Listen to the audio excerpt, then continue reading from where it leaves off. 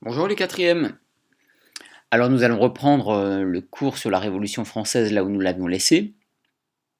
Je vais commencer par un petit récapitulatif de l'année 1789. Vous vous souvenez que cette année a été une année de grands bouleversements qui a entièrement renversé l'ancien régime. D'abord dans le domaine politique avec la rédaction d'une constitution qui avait été réclamée par les députés aux États généraux du royaume, vous vous souvenez. Ensuite dans le domaine social, avec l'abolition des privilèges dans la nuit du 4 août et la proclamation de la Déclaration des droits de l'homme et du citoyen le 26 août 1789. Vous vous souvenez des trois grands principes de la Déclaration des droits de l'homme et du citoyen: la liberté, l'égalité de tous les citoyens et la souveraineté du peuple. Désormais, le pouvoir appartient au peuple. Nous retenons enfin que le roi est très affaibli par les événements de l'année 1789. La France, en 1789, reste une monarchie, contrairement à ce qu'on croit souvent. L'année 1789 n'a pas entraîné la fin du pouvoir royal et la fin de la monarchie. Mais depuis la marche des femmes de Paris sur Versailles le 5 octobre 1789, le roi est désormais soumis à la volonté du peuple. La famille royale a dû quitter le château de Versailles où elle ne reviendra plus et elle doit s'installer au château des Tuileries à Paris. Nous nous étions ensuite interrogés sur les graves problèmes posés par cette année 1789. Premier problème, les nobles acceptent-ils l'abolition des privilèges? Deuxième problème, le roi acceptera-t-il la constitution qui va lui être imposée? Troisième problème, qui avait été le déclencheur des événements de l'année 1789, les caisses du royaume sont vides. Question, où les députés de l'Assemblée nationale vont-ils trouver de l'argent?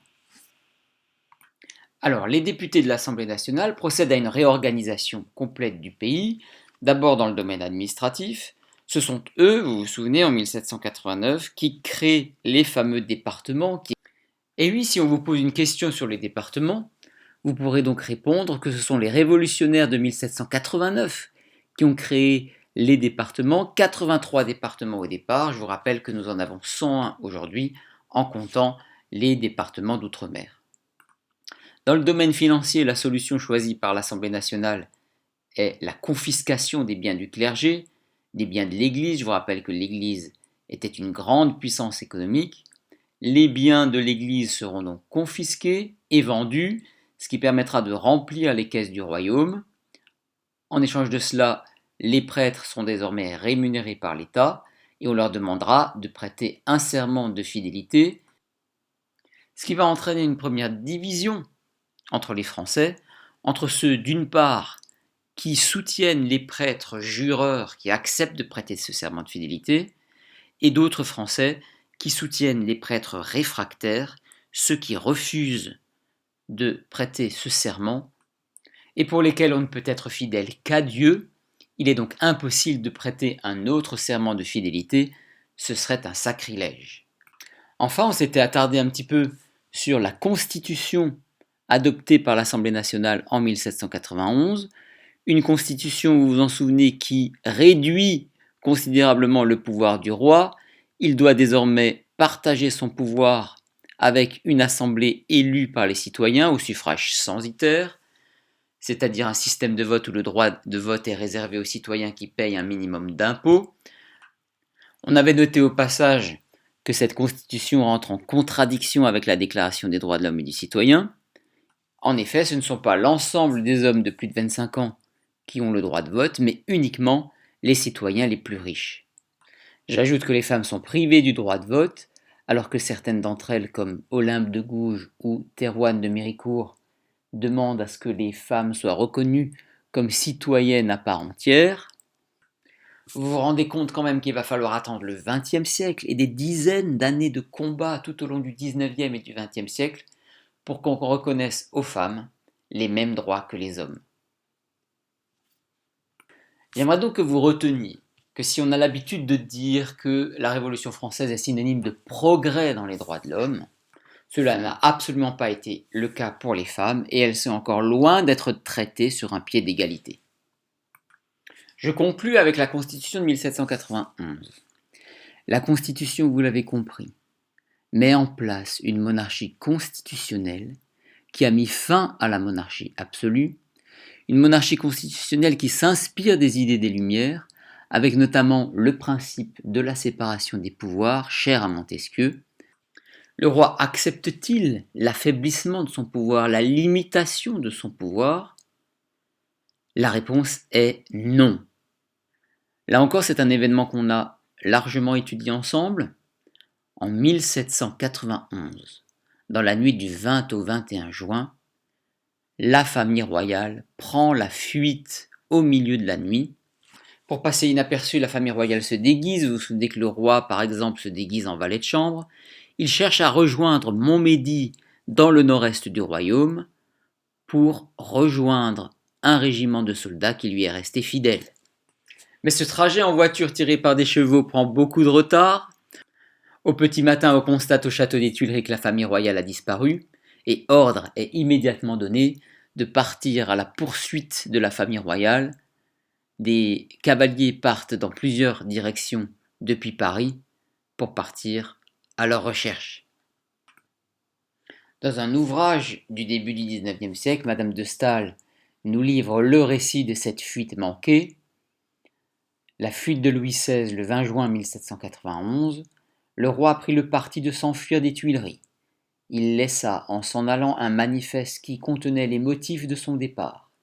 Il déclarait que son autorité était tellement réduite qu'il n'avait plus les moyens de gouverner. Ce qu'on devait craindre le plus arriva, l'arrestation du roi et de sa famille à Varennes.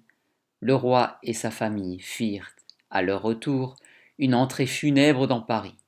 Les deux enfants de la race royale regardaient avec étonnement ce peuple entier qui se montrait en maître devant ses maîtres abattus. Reconnu par un maître de poste, le roi est finalement arrêté à Varennes dans le nord-est de la France le 21 juin 1791 et la famille royale est ramenée à Paris au milieu d'une foule hostile qui n'a plus du tout confiance en son roi.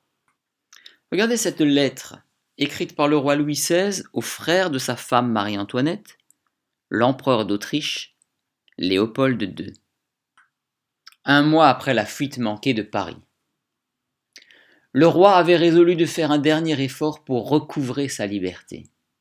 Le roi a résolu de faire connaître à l'Europe l'état où il se trouve. Et, en confiant ses peines à l'empereur, son beau-frère, il ne doute pas qu'il prenne toutes les mesures que son cœur généreux lui dictera pour venir au secours du roi et du royaume de France. Juillet 1791, lettre de Louis XVI à l'empereur d'Autriche Léopold II. Ce document est une lettre, écrite par le roi Louis XVI, à son beau-frère l'empereur d'Autriche. Qu'a décidé Louis XVI? Eh bien, vous comprenez qu'il demande à son beau-frère une aide militaire. Il souhaite que l'Autriche déclare la guerre à la France, non pas dans le but d'obtenir une victoire française contre l'Autriche. Au contraire, il espère une défaite de la France, une victoire de son beau-frère l'empereur d'Autriche, ce qui lui permettra ensuite de retrouver l'intégralité de son pouvoir. Il compte donc sur l'empereur d'Autriche pour lui permettre de retrouver un pouvoir absolu sur le royaume de France. Louis XVI n'a donc pas changé sa conception de la monarchie. Il souhaite le début d'une guerre dont l'issue lui serait favorable. Reste l'attitude des nobles. Les nobles ont-ils accepté la perte de leurs privilèges? Eh bien, dès l'été 1789, un grand nombre de nobles quittent le royaume de France et émigrent vers d'autres royaumes européens. Plusieurs d'entre eux se retrouvent à Coblence, une ville allemande située à environ 200 km des frontières au nord-est du royaume de France, avec le projet suivant. Nous nous sommes réunis à Coblence pour agir militairement avec une soumission sans borne aux ordres des princes, entendez par là l'empereur d'Autriche et le roi de Prusse, pour concourir avec eux à servir notre malheureux souverain et rétablir la religion et la monarchie dans toute leur intégrité. Propos du comte d'Espinchal, émigré à Coblence en 1791. Question: qu'ont provoqué les événements de 1789 dans les rangs de la noblesse. Vous l'avez compris, il s'agit d'une importante émigration vers d'autres royaumes. Est-elle pacifique ou belliqueuse, cette noblesse?